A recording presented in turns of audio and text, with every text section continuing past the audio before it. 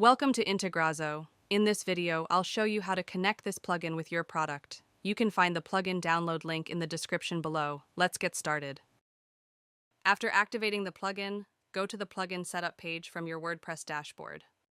Now click on Select Plugin. A pop-up will open. Choose your plugin from the list. Next, click on Select Product. A pop-up will open. Choose your product from the list. After selecting both, click on the Save and Next button.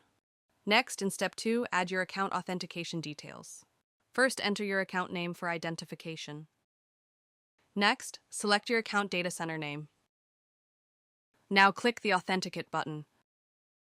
Now it will redirect you to your Zoho account. Here, review the permissions and click Accept.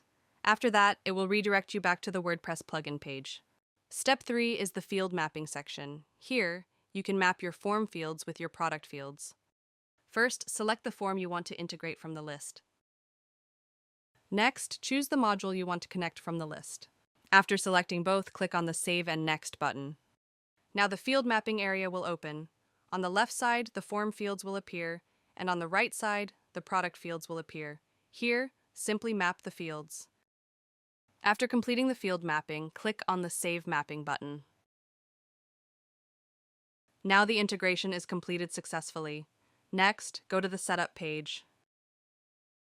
Here, all your integrations will be listed.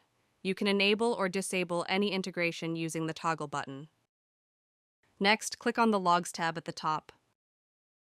Here, all the entries are listed, including successful and failed records. If needed, you can also resync the entries from here. That's all for now. Thank you for watching. If you have any questions, feel free to comment below. Don't forget to check the plugin link in the description.